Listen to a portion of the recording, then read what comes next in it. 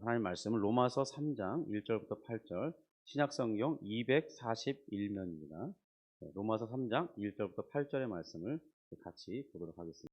우리 찾으셨으면 제가 1절, 우리 성도님들이 2절, 우리 교독하도록 하겠습니다. 그런즉 유대인의 나음이 무엇이며 할례의 유익이 무엇이냐? 범사에 마르니 우선은 그들이 하나님의 말씀을 맡았음이니라. 어떤 자들이 믿지 아니하였으면 어찌하리요? 그 믿지 아니함이 하나님의 믿부심을 패하겠느냐? 그럴 수 없느니라. 사람은 다 거짓되되 오직 하나님은 참되시다 할지어다. 기록된 바 주께서 주의 말씀에 의롭다 함을 얻으시고 판단받으실 때에 이기려 하심이라 함과 같으니라.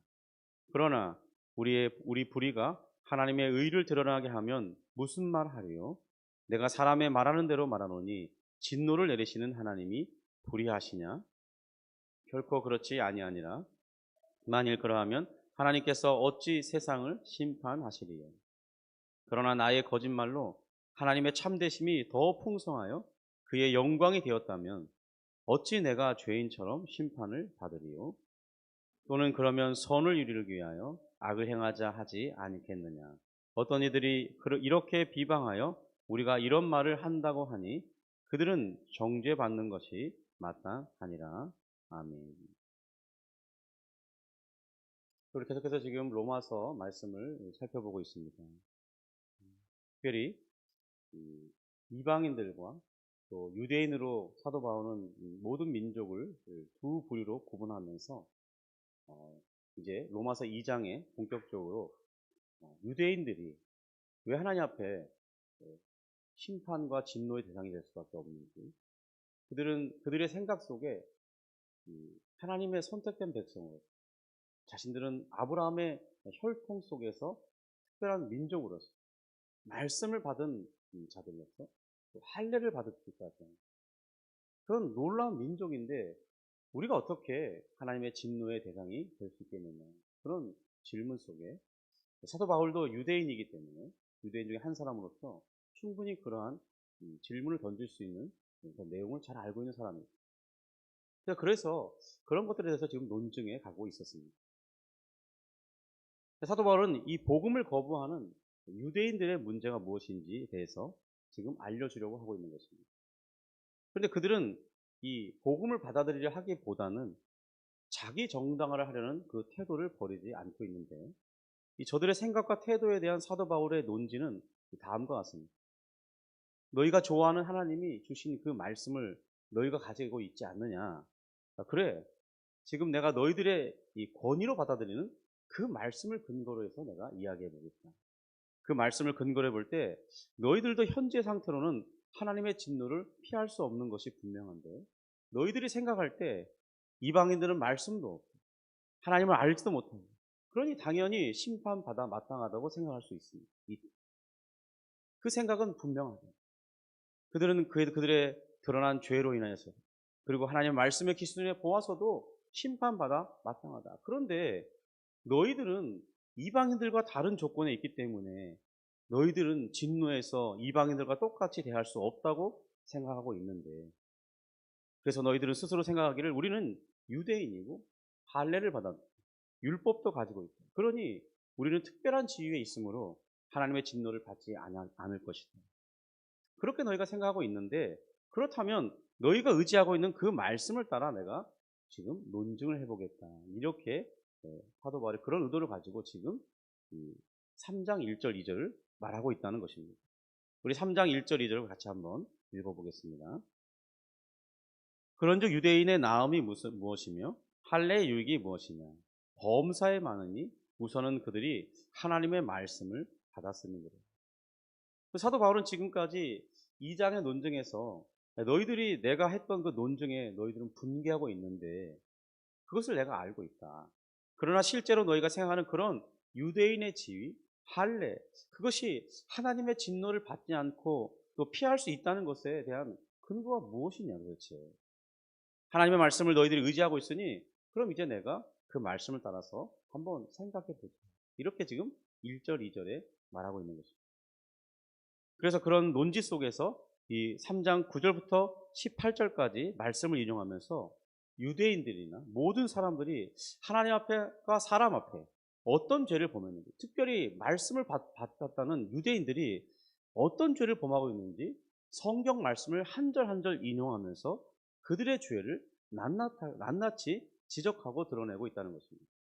그 과정을 통해서 이제 마지막 남은 이 한민족, 그러니까 스스로 하나님 앞에 선택받았다고 하는 자부했던 유대인들의 입마저 막고서 누구도 하나님의 진노 앞에서 피할 수 있는 존재는 단 하나도 없다는 것을 증명해내고 있는 것입니다. 그래서 19절 20절이 이렇게 말씀합니다. 우리 다시 한번 19절 20절을 한번 읽어보겠습니다. 우리가 알거니와 무릇 율법이 말하는 바는 율법 아래에 있는 자들에게 말하는 것이니 이는 모든 입을 막고 온 세상으로 하나님의 심판 아래 있게 하려 합니다. 그러므로 율법의 행위로 그의 앞에 의롭다 하심을 얻을 육체가 없나니 율법으로는 죄를 깨달음이니라. 사도 바울은 너희들이 의지하는 그 율법이 지금 너희를 의롭다 하지 않고 너희들을 정죄하고 있으므로 너희들도 하나님의 심판에서 예외일 수는 없다고 말하고 있는 것이죠. 성도 여러분, 그렇지만 사도 바울이 이렇게 말하는 데는 사실 이유가 있습니다. 그것은 이미 우리가 살펴봤던 1장 16절 17절에서 말한 바와 같이 이 복음 안에 나타난 그리스도, 바로 그를 의지한다면 유대인이나 이방인이나 차별 없이 하나님 앞에서 하나님께서 그들을 다 받으시고 구원해 주실 것이라고 말씀해 주었습니다. 그런데 지금 그 복음을 전하고 있는 이 사도 바울, 그리고 많은 복음을 전하는 사람들 앞에 유대인들이 특별히 보이는 반응은 바로 우리는 말씀을 가진 자라는 그런 인식 속에서 그 복음을 거부하고 있는 게 문제가 되는 것입니다. 그러나 여기에서 사도 바울이 저들이 유대인으로 태어나는 것에 아무런 유익이 없다고 말하고 있는 것은 아니라는 점을 우리가 잘 이해해야 됩니다. 여러분, 저들은 분명 엄청난 이점을 가지고 있는 민족이었습니다. 그들이 가진 많은 이점들이 무엇이었습니까? 대표적으로 몇 가지만 꼽아본다면 저들은 이 아브라함의 은혜로 아브라함이 선택되어서 아브라함의 후손들로 살다가 이제 애굽에 내려가서 거대한 민족을 모세의 인도 앞에 저들은 놀라운 기적들을 맛보았죠.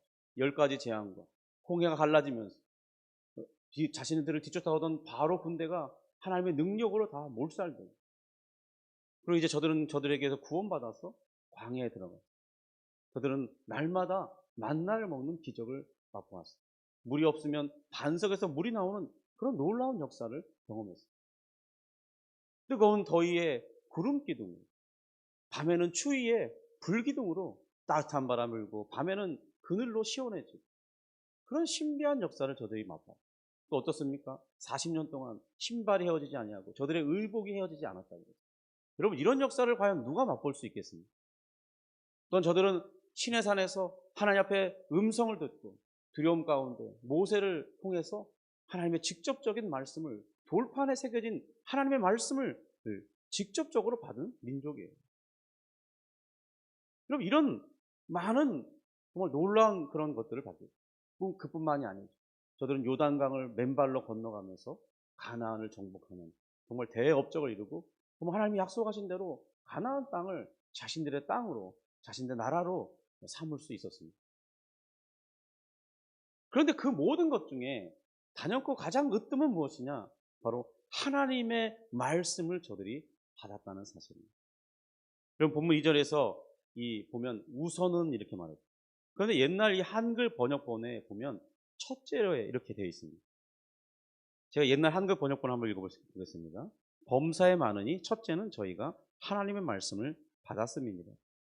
여기서 우리가 생각할 때 그럼 여러 많은 것들 중에 첫째로 이렇게 생각하기 쉽습니다. 근데 사실 그런 의미라기보다는 그러한 모든 것들 중에 제일 중요한 것이라면, 그것이 있다면 너희들이 하나님의 말씀을 받은 것이다, 이런 뜻이라는 거죠. 여러분, 그만큼 말씀을 받는다는 것이 다른 모든 하나님의 복을 받은 것보다 가장 우선되다, 그런 거예요. 여러분, 우리가 인생을 살면서 하나님의 말씀을 듣고 하나님의 말씀을 대하며 살아가는 것, 그것은 우리 인생의 가장 최고의 선물인 것이죠. 여러분, 하나님의 말씀을 가까이 하며 산다는 것만큼 복된 일이 없습니다. 여러분, 하나님의 계시가 우리에게 주어졌다는 것이 얼마나 영광인지 모릅니다. 그것은 저들 유대인이나 그리스도인인 현재 우리에게나 하나님의 뜻을 알 수 있고 하나님의 그 뜻을 따를 수 있는 복을 누리는 가장 기본적인 것이기 때문에 여러분 이 기록된 하나님의 말씀은요 단순히 이렇게 인쇄된 이런 책이 아닌 거예요. 여러분 이 66권이 그냥 되어진 것이 아니라는 거죠. 디모데후서 3장 16절의 말씀을 보면요. 이 말씀에는 하나님의 감동으로 되었다고 그랬어요. 여러분 이 하나님의 감동에는 하나님의 호흡으로 기록되었다 그런 말이에요. 그러니까 이 다른 말로 조금 해석해 보자면 이 말씀 66권이 다 하나님의 살아 숨쉬는 호흡이라는 거예요. 그래서 우리가 말씀을 읽을 때는 무엇을 지금 받고 있는 거냐면 하나님의 그 호흡으로 하시는 말씀을 내가 직접 받고 있는 것과 같은 것이라는 겁니다. 여러분 이것이 얼마나 대단한 영광이겠습니까? 과연 어떤 사람이 하나님의 말씀을 이렇게 들을 수 있겠느냐. 여러분 그러므로 우리가 성경을 읽을 때요 그저 단순히 인간의 적은 글로 읽어서는 안 됩니다. 하나님의 능력의 말씀, 나를 구원하는 말씀, 나를 향한 사랑의 증거의 말씀으로 최고의 것으로 하나님이 심혈을 기울여서 우리에게 그 많은 말씀 중에 여기에 기록되지 않은 수많은 말씀들과 사건이 있잖아요. 그 모든 것들 다 이렇게 생각했을 때 가장 우리에게 꼭 필요한 것, 가장 중요한 것들을 하나님께서 말씀으로 기록되게 하시면 그것을 반복해서 우리에게 들려주시고 있다고 생각하는 게 너무나 중요할 것입니다. 그런데 유대인들이 이 말씀을 받았는데 문제가 있는 것입니다. 어떤 문제냐? 특별히 이 히브리서 5장의 말씀을 보면 이 기독교인이 된 회심한 유대인들의 문제가 비슷하게 드러나고 있습니다. 목회자였던 히브리서 저자는 지금 유대교로 돌아가려는 이 배교의 유혹 앞에 선 저들에게 책망의 말씀하면서 다음과 같이 말씀했어요. 저들은 어떤 문제가 있었냐면 유대인 출신인데 예수 그리스도를 믿고 복음을 믿고 교회 생활했어요. 그런데 이제 이 핍박이 오는 것입니다. 로마 제국이나 동족 유대인들로부터 강력한 핍박이 오는 거예요. 그러니까 잠깐 이제 그리스도를 믿는 그 일에서 이 핍박만 조금 피해서 잠시 이렇게 유대교로 돌아갔다가 그 고난이 다 지나면 다시 돌아오면 되지 않겠냐 이 생각을 했던 거예요. 그럴 때 그들에게 심각한 문제가 있음을 지적하면서 너희들이 깨달음이 없구나 그런 말씀을 하고 있는 것입니다. 그러면서 이제 아브라함에게 찾아왔던 이 멜기세덱, 시작도 없고 끝도 없고 하나님과 방불한 자와 같은 이 멜기세덱에게 아브라함은 11조를 바쳤고 그리고 그 멜기세덱은 아브라함을 축복하였습니다. 여기에 엄청난 영적인 비밀이 숨겨져 있는데 그거를 좀 설명해 주면서 지금 이 멜기세덱이 누구에 대한 예표냐면 그리스도에 대한 예표예요. 이 멜기세덱은 마치 그리스도와 같은 그런 존재라는 거예요. 그래서 아브라함은 그 그리스도와 같은 멜기세덱에게 11조를 바친 것이었습니다. 하나님을 예배한 듯이 한 것이죠. 그런 걸 좀 설명해 주고 싶고 그래서 오늘날 이 시대에 율법의 완성이 되고 율법을 이루시는 그 그리스도가 이 땅에 오셨을 때 유대인들이 마땅히 취해야 할 태도가 무엇이냐? 바로 이 율법의 완성 대신 지금 그들이 하나님의 말씀이라고 붙들고 있는 그 율법의 완성이 되신 그리스도가 오셨으면 율법이 그리스도를 향하고 있으니 그 인도를 따라서 그리스도께 나아가야 되는데 그리스도께 나아가고 있지 못하다는 거죠. 또 이 그리스도인인 유대인들의 문제는 무엇입니까? 바로 그리스도께 왔으면 돌아가지 말아야 되는데 다시 율법으로 돌아가려고 하는 그런 이 배교의 행위를 취하고 있다는 것입니다. 여러분 그리스도가 오셨다면 율법은 완성되었기 때문에 더 이상 효력이 상실되는 것입니다. 율법의 그 역할은 상실되는 거예요. 그런데 만약에 율법의 기능이 여전히 살아있다고 한다면 그리스도는 아직 오시지 않은 것이 되는 것입니다. 그러니까 둘 중에 하나는 선택할 수밖에 없는 거예요. 그런데 다시 율법으로 돌아가자고 한다는 건 그리스도를 아직 안 오셨으니까 나는 믿음을 부정하는 것이다. 이렇게 스스로 그것을 공표하는 행위가 이 유대교로 돌아가는 것이었어요. 그래서 돌아가면 안 되겠죠. 그런 것에 대해서 좀 설명하려다가 막히는 겁니다. 유대인들이 그걸 이해하고 있지 못하는 거예요. 그래서 이제 히브리서 5장에서 이렇게 말합니다. 5장 11절 12절인데 멜기세덱에 관하여는 우리가 할 말이 많으나 너희가 듣는 것이 두나무로 설명하기 어려우니라. 때가 오래되었으므로 너희가 마땅히 선생이 되었을 터인데 너희가 다시 하나님의 말씀의 초보에 대하여 누구에게서 가르침을 받아야 할 처지이니 단단한 음식은 못 먹고 젖이나 먹어야 할 자가 되어도다. 그럼 이것이 무엇을 의미하는가? 여전히 말씀을 깊이 있게 이해하고 있지 못한 그런 영적으로 어두운 상태에 있다는 것입니다. 히브리서 저자는 율법을 가르쳐 주었고 또 오시리아 약속된 메시아가 오시면 율법은 그에 의해 목적한 바를 이룰 것이라고 이미 율법이 가르쳐 주었는데 정말로 그 율법이 가르치고 있는 예수 그리스도가 오셔서 이 율법을 완성하였다고 설명하고 있던 것입니다. 그래서 율법이 말하는 정죄에 이르지 않고 그리스도께 오는 자들은 의에 이르게 되고 하나님에 나아갈 수 있는 길이 열렸다는 것입니다. 그래서 그가 말할 때 휘장을 그리스도께서 죽으심으로써 휘장이 위에서부터 아래로부터 갈라졌다고 하면서 휘장이 열린 하나님께 나아가는 길이 열렸다고 말하고 있는 것입니다. 그런데 그런 그리스도께 나왔었는데 다시 율법을 의의 수단을 여기로 따르는 과거로 돌아가려는 그 시도를 너희가 하고 있으니 너희들의 상태가 전혀 복음의 의미를 이해하지 못한 자와 같이 행동하고 있다는 것입니다. 여러분, 멜기세덱은 그 율법이 주어지기 훨씬 이전에 아브라함에게 나타났던 사람입니다. 그리고 아브라함에게 11조를 받았고 아브라함을 축복한 자였어요. 아까도 말씀드렸지만 이것은 신약의 그리스도를 상징하는 인물과 같은 그런 신비한 역할을 맡은 사람이었습니다. 여러분, 진정으로 아브라함을 축복한 자가 누구냐는 거예요. 여러분, 아브라함에게 축복을 빈 자가 누구냐는 거예요. 그는 그리스도의 역할을 맡은 자라는 것입니다. 여러분, 진정으로 우리를 복되게 하시는 이가 누구이십니까? 예수 그리스도이시죠. 유대인들은 바로 그러한 그리스도를 안내하고 있는 하나님의 계신 말씀을 위탁받은 자들이었습니다. 그런데도 그들은 깨닫지 못하고 그리스도께로 나오지 못하고 있었다는 거예요. 그들에게 주어진 율법이 도리어 저들에게 장애물 역할을 하고 있었기 때문입니다. 부딪힐 돌에 부딪혔다고 로마서에 말하고 있습니다. 그러니 사도 바울이 말씀하고 있는 논지의 핵심은 저들은 분명 그 놀랍고 은혜로운 말씀을 받았고 말씀을 보존하고 그 뜻을 따르고 때가 되면 모세의 약속에 계시됐던 그 메시아가 오시면 그를 환영하며 맞이할 수 있는 놀라운 기회를 그들이 분명 받았다는 것입니다. 그래서 신명기 18장 15절에 보면요, 내 하나님 여호와께서 너희 가운데 내 형제 중에서 너를 위하여 나와 같은 선지자 하나를 일으키시니 너희는 그의 말을 들을지니라 했습니다. 메시아가 오실 것이라는 거예요. 그가 오시면 너희는 그의 말을 들으라고 모세가 말하고 있잖아요. 그러면서 그것을 모세 오경 안에 기록해 주고 있습니다. 그들은 늘 이 말씀을 가까이 하지 않았겠어요? 모세가 보내실 이가 있다고 하면 그가 오시면 우리는 그의 말씀을 듣고 따라야 합니다. 실제로 지금 왔고 복음을 이제 구원의 복음을 증거하고 있는데 정작 오신 그 메시아에 대해서 거부하고 있는 것이죠. 뿐만 아니라 유대인들에게 말씀을 주실 때는 그들에게 그 말씀을 주신 이유도 알려주셨습니다. 신명기 8장 2절 3절에 보면 이렇게 되어 있습니다.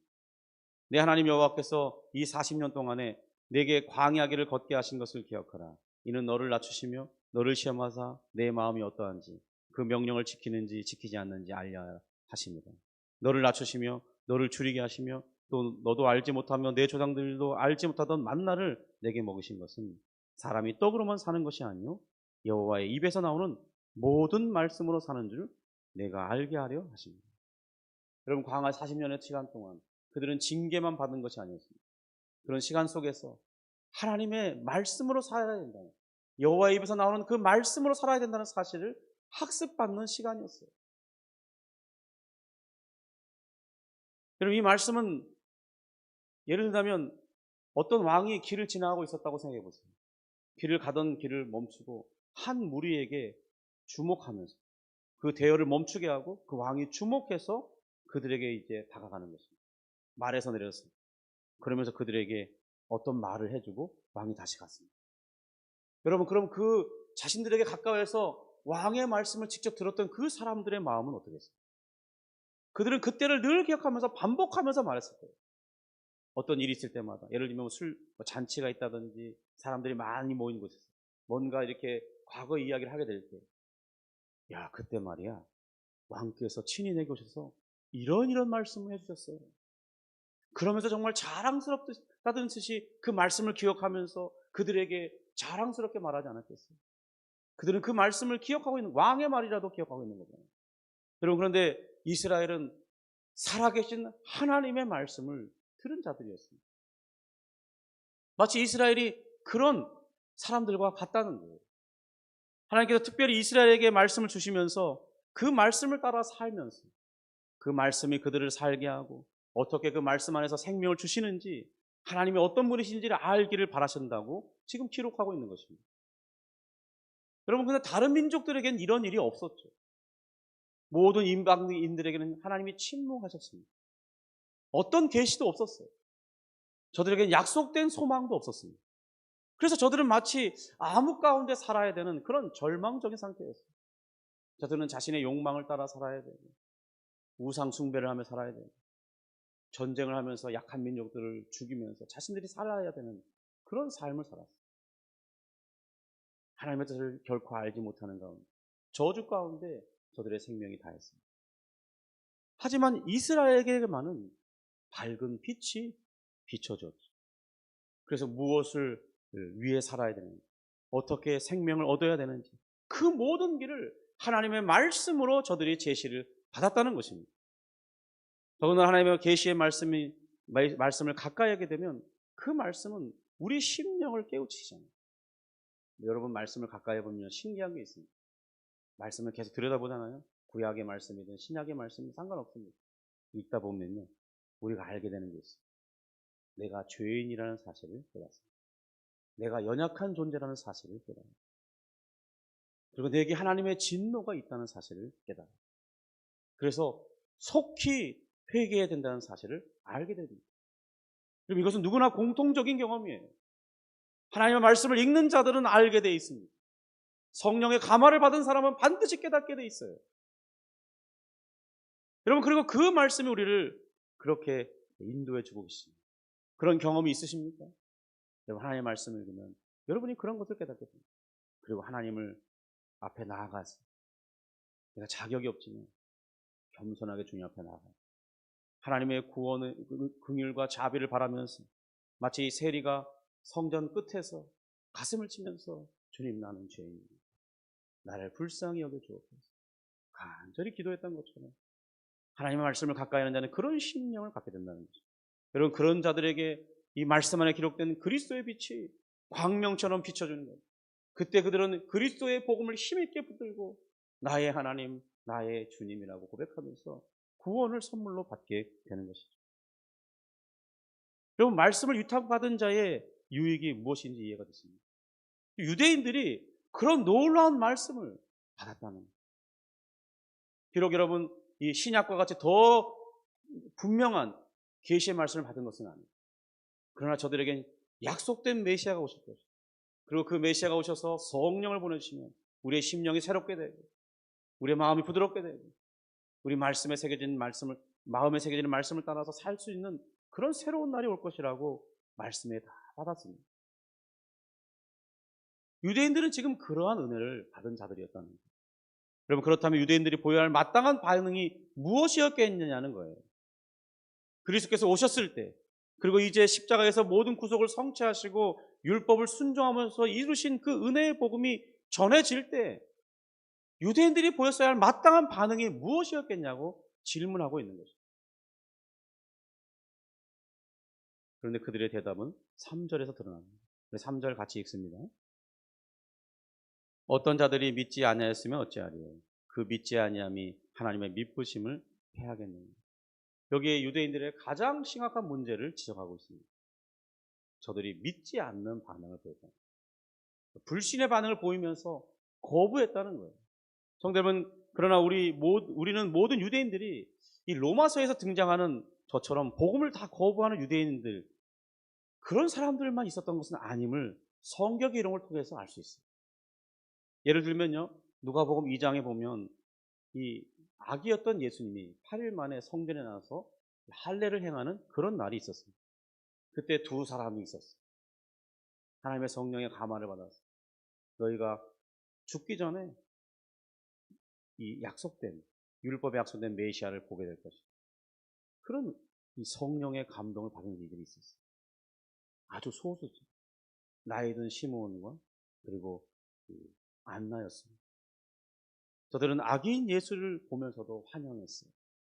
그리고 자신들이 지금 하나님의 구원을 보게 되었노라고, 주여 이제 나의 모든 생명과 내 사명을 다 이루었으면 내 생명을 이제 주께 부탁드립니다. 이제 나는 죽어도 영환이 없습니다. 그런 고백을 하고 있습니다. 악이 그리스도를 보았음에도 불구하고 그들은 그들을 환영하면서 감격하면서 하나님을 힘있게 찬송했습니다. 여러분, 이렇게 율법을 바르게 따르는 자들은 그리스도께 인도받고 그리스도가 오셨을 때 환영한 사람들도 있었다는 거예요. 그런데 여러분, 대부분의 유대인들은 그와는 반대의 반응을 보인다는 게 문제죠. 여러분, 그 누구보다 그러한 경험을 한 사람이 바로 사도 바울 자신이었잖아요. 그는 회심 전에 어떤 사람이었습니까? 그는 유대교에 심취한 사람이었어요. 율법에는 의롭다고 할 만큼 그런 열심을 가진 사람이었어요. 그런데 그가 너무나 하나님 앞에 열심히 있는 나머 하나님의 충성된 종인 스데반 집사를 죽이는 이 책임자의 역할을 맡았던 겁니다.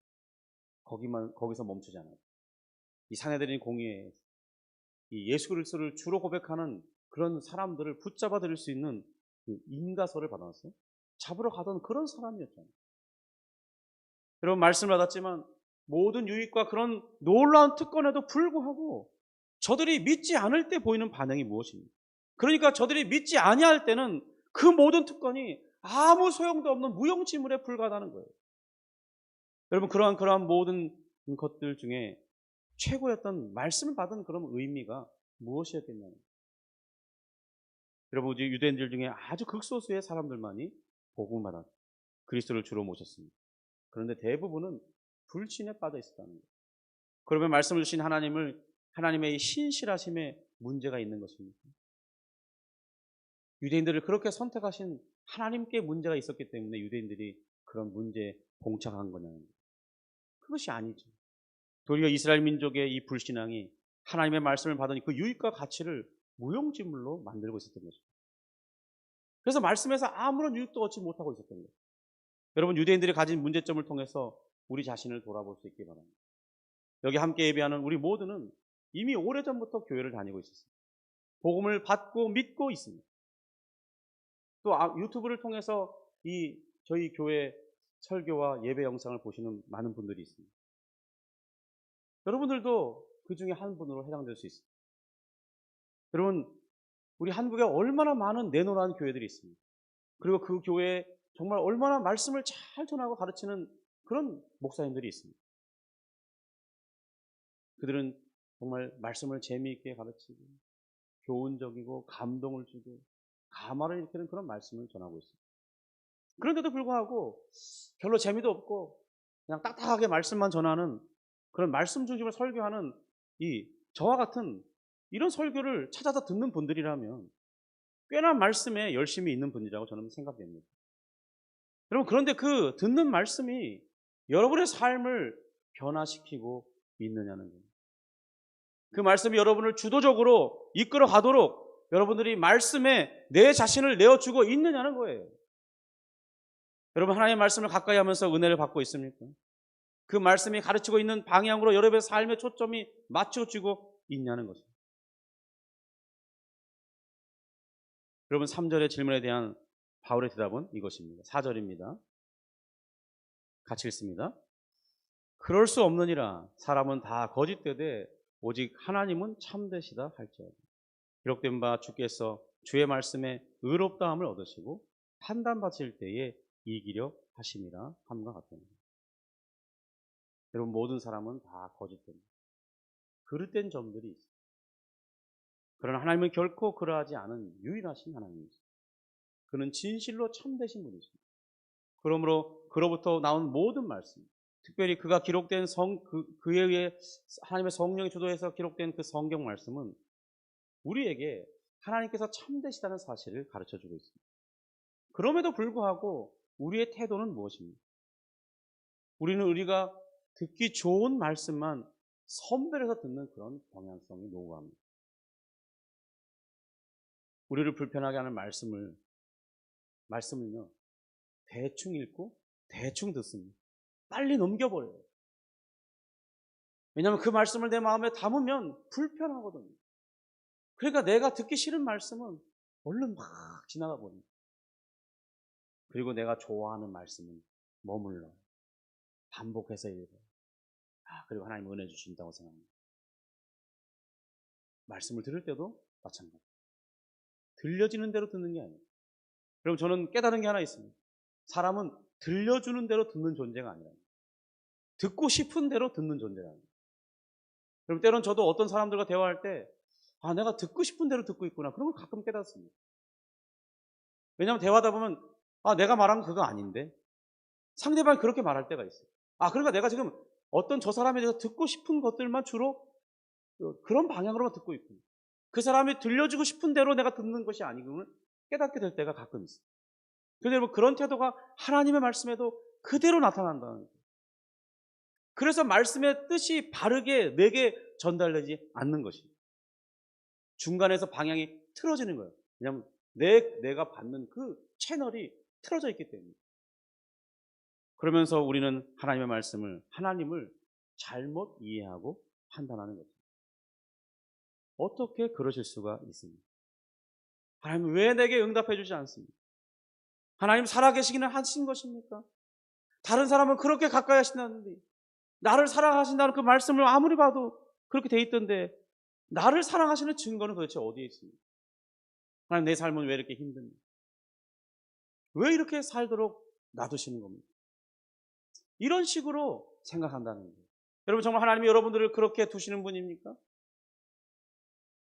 하나님이 그렇게 두었기 때문에 여러분들이 현재 상태에 있는 것입니다. 아니죠. 그건 나의 잘못된 생각이라는 것이죠. 여러분들은 과연 어떤 반응을 가지고 있습니까? 내 나름대로 이해하고 있습니까? 여러분 말씀을 제일 잘못 배우는 사람이 내 나름대로 배우는 사람이에요. 여러분 그 사람은 고칠 수가 없어요. 제가 알기로는 많은 분들 중에 대화하다 보면요. 말씀이 가르치는 대로 이해하는 게 아니라 자기 나름대로 보고 있어요. 여러분 그 사람과 대화가 안 됩니다. 교정이 안 돼요. 여러분 가장 나쁜 태도, 내 나름대로 이해하는. 하나님께서 나를 바르게 대우해주고 계시다는 확신을 여러분이 하고 있습니까? 내 인생을 책임지고 이끌고 계시다고 믿고 있습니까? 여러분 내가 불행을 당해도 하나님은 결코 나를 망하게 하지 않으실 것이라는 확신이 있습니까? 내 인생이 정말 처절하게 불행하게 끝났어요. 그래서 내 인생은 불행한 인생이 아니었다고 말할 수 있겠습니까? 왜 그렇죠? 우리가 예수 그리스도를 믿었다면 내 인생이 아무리 처절하고 비참하게 끝나도, 그러니까 예를 들면요, 우리가 비참하게 끝냈다고 생각하는 많은 예들이 무엇입니까? 예를 들면 갑자기 암에 걸립니다. 생각지 않게 건강검진을 받았다가 암 사기라는 거예요. 그리고 남은 짧은 시간 동안 3, 4개월 동안 고통 가운데 지내다가 비참하게 죽은 거예요. 여러분 우리는 그런 사람들을 보면 어떤 생각이 듭니까? 여러분 그런데 그렇게 죽는 사람이라 할지라도 나는 복되다 말할 수 있겠습니까? 사업이 쫄딱 망한 거예요. 가정도 파탄이 일어났어요. 이제는 혼자예요. 나이도 들었고 돌이킬 가망이 없어요. 그런데 그렇게 살다가 인생을 종료한 거예요. 여러분 그러면 여러분들의 인생이 잘못된 것입니다. 예수 그리스도를 믿고 그렇게 죽었는데 그럼 불행한 인생입니까? 하나님이 여러분의 인생을 책임지지 않았기 때문에 그런 결과가 온 것입니까? 어떻게 믿고 있냐는 거예요. 여러분 이것은 매우 실제적인 것입니다.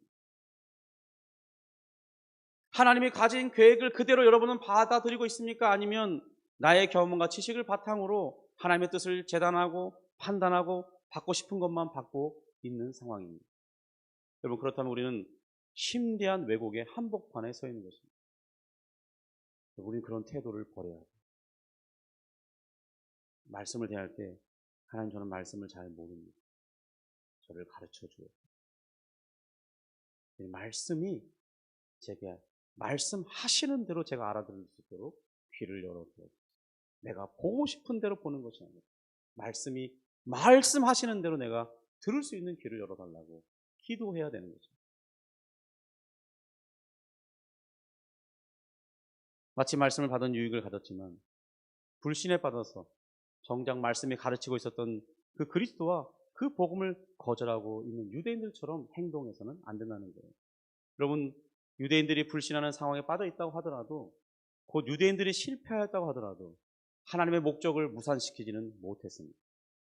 유대인들의 실패가 도리어 하나님의 일하시는 방식의 정당성과 옳음과 진실성을 더욱 분명하게 부각시키고 돋보이게 해주었다고 이후에 로마서 9장, 10장, 11장에 사도 바울은 증명하고 있습니다. 유대인들의 실패에도 불구하고 하나님의 목적은 계속해서 성취되어 가고 있다는 거예요. 복음은 힘있게 오히려 유대인들이 환영하지 않고 거부함으로써 복음은 힘있게 이방인들을 향해서 온 민족을 향해서 복음이 퍼져나가는 놀라운 역사를 이루게 되었다는 거예요. 그리고 열매를 맺고 있다는 거죠. 여러분, 그러면 이런 말씀을 들으면 또 삐뚤어진 심성은 이렇게 질문하는 거예요. 그걸 궤변이라고 그러는데요. 5절부터 8절입니다. 우리 같이 한번 읽어보겠습니다. 그러나 우리 불의가 하나님의 의를 드러나게 하면, 같이 읽습니다. 그러나 우리 불의가 하나님의 의를 드러나게 하면 무슨 말 하리요? 내가 사람의 말하는 대로 말하노니 진노를 내리시는 하나님이 불의하시며 결코 그렇지 아니하니라. 만일 그러하면 하나님께서 어찌 세상을 심판하시리? 그러나 나의 거짓말로 하나님의 참되심이 더 풍성하여 그의 영광이 되었다면 어찌 내가 죄인처럼 심판을 받으리요? 또는 그러면 선을 이루기 위하여 악을 행하자 하지 아니하겠느냐? 어떤 이들이 이렇게 비방하여 우리가 이런 말을 한다고 하니 그들은 정죄받는 것이 마땅합니다. 그럼 보통 사람들은 자신들을 불편하게 만드는 진리를 접하게 되면 지금 우리가 읽는 이 본문의 사람들과 같이 이 궤변적인 질문을 던지며 초점을 흐리려고 하는 시도를 합니다. 이는 자신이 진리의 말씀을 받지 않으려는 이 모든 핑계를 포장하기 위한 질문이에요. 결론은 어찌하든지 복음을 받지 않겠다는 겁니다. 여러분, 저도 예전에 전도를 많이 해봤을 때 하여튼 복음을 안 받는 사람들은 별 핑계를 다 대요. 논리에 맞지 않는데 어쨌든 앞에 이야기와 뒤에 이야기가 틀립니다. 잘 그 이야기를 거슬러 듣다 보면 자신이 앞에 했던 이야기와 뒤에 했던 이야기 완전히 입장이 상반되는데 그걸 생각하지 못해요. 일단 안 받는 게 중요해요. 지금 사도 바울은 유대인들이 하나님의 말씀을 위탁받은 이 놀라운 위치에 있었음에도 실패하여 하나님의 진노 아래 있다고 했습니다. 그것을 피할 수 없게 되자 그들은 그러면 하나님의 계획이 실패로 돌아간 것이 아니냐라고 물은 것입니다. 바울은 다시 너희들이 실패하였음에도 불구하고 하나님은 자신의 목적을 이루셨고 더 나은 방식으로 이끌고 계시다고 했습니다. 그리고 하나님의 행하심에 결코 불의함이 없다고 했습니다. 그러니까 이를 듣고 있던 이들이 또 다른 부분을 듣고 지금 대항하는 것입니다. 그러면 내 잘못에도 불구하고 하나님의 뜻이 이렇게 이루어지고 목적이 성취되고 있다면 야, 그러면 더 좋은 결과를 위해서 야, 우리가 그러면 더 불의를 행하면 되지 않겠냐. 이런 궤변을 행하고 있는 거예요.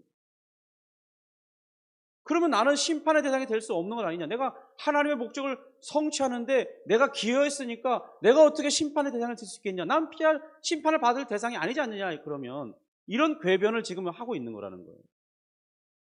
나의 잘못이 오히려 하나님의 뜻을 이루는데 일조를 했다면 그것은 공로가 아니겠느냐. 내가 하나님께 칭찬을 받아야지 왜 하나님 앞에 진노의 대상이 되어야 되느냐. 이런 말을 하는 거죠. 여러분, 이것은 진리를 받아들이지 않고자 하는 핑계를 찾고 있는 사람들의 모습일 뿐입니다. 복음의 은혜를 그렇게 나타나지 않습니다. 복음은 우리 자신을 돌아보게 하고 자기 잘못을 이 말씀의 거울 앞에 비춰보면서 그 잘못을 인정하게 하고 그리고 말씀의 가르침을 따라 회개하고 자기를 변화되도록 추구하고 그것은 또한 자신의 힘으로 되지 않는 것을 알기 때문에 성령의 도우심을 구하면서 주님 나를 변화시켜줘요. 주님 내가 시도해봤지만 내 힘으로 안 된다는 것을 깨닫습니다. 성령 하나님을 도움을 통해서 나를 변화시켜봐. 주님 닮아가게 해줘. 이런 삶을 통해서 또다시 노력하고 주를 의지하며 또다시 노력하고 그렇게 순종하며 살려고 한다는 거예요. 그러나 거부하는 이들은 결국 끝까지 불신과 불순종에 머물러 있습니다. 그리고 자신들의 다양한 논리들을 가지고 자기 자신을 설득해요. 그리고 정당화합니다. 여러분, 오늘 이 복음 앞에서 여러분들은 어떤 반응을 보이고 있습니까? 변명하는 자들도 있습니까? 아니면 말씀을 듣고 순종하는 자로 있습니다. 성도 여러분, 사도 바울이 이렇게 말하는 이유가 무엇입니까? 그것은 이미 1장 16절 17절에서 말하고 있는 것처럼 복음 안에 나타나는 그리스도를 의지한다면 유대인이나 이방인이나 차별 없이 하나님께서 받으시고 구원해 주신다는 거예요. 그걸 드러내기 위해 하고다 지금 말하고 있는 겁니다. 그러니까 결론은 뭐냐면, 야, 유대인들 너희들이 지금 이런 불순종이 있는 것, 그것이 문제가 아니라, 야, 복음이 그래서 필요한 거야. 너희들이 이 복음을 들을 때 그러면 너희 잘못을 깨닫고 그리스도께로 나오면 얼마든지 하나님께서 그 은혜를 너희들에게 베푸실 테니까 이 복음을 듣고 그리스도께 나오라. 그 얘기를 지금 하고 있는 거라는 거예요. 근데 유대인들은 지금 얼굴이 울그락불락해진 거예요. 막 기분이 나빠진 거예요. 화가 나 있습니다. 우리가 어떤 존재인데 네가 그렇게 말하냐고. 사도 바울이 말하고 싶은 그 논증을 이해하지 못하고 지금 정죄하는 듯한 그런 바람에 화가 나 있는 거예요. 여러분, 이 논지를 혼다를 해서 안 됩니다. 여러분, 중요한 것은 뭐냐면요, 우리가 말씀을 가지고 있는 게 중요한 것이 아니라 그 말씀을 믿고 따르는 것입니다. 하나님께서 우리에게 이런 말씀을 주신 이유는 우리를 살리시기 위함이죠. 우리로 하여금 죄를 깨닫고 하나님께 돌아오게 하기 위함이죠. 하나님의 자녀가 된 권세를 누리게 하기 위함이죠. 이 땅을 살면서도 성령과 동행하면서 그 복된 삶이 무엇인가를 살게 할 뿐만 아니라, 여러분, 우리가 이 땅을 종료했을 때 더 나은 영광의 세계로 부활의 몸을 입고 하나님의 나라에 들어가서 완전한 영광을 이루는 그런 삶이 우리에게 주어지는 것입니다. 하나님의 뜻은 거기에 있다는 것입니다. 오늘 우리는 어떤 반응을 보이며 살고 있습니까? 말씀을 듣고 순종하고 있습니까? 아니면 여전히 나에게 맞게 해석하려고 하고 있습니다. 하나님께서 주신 복음은 우리 노력으로 얻을 수 있는 것이 아닙니다. 오직 은혜로 주시는 선물입니다.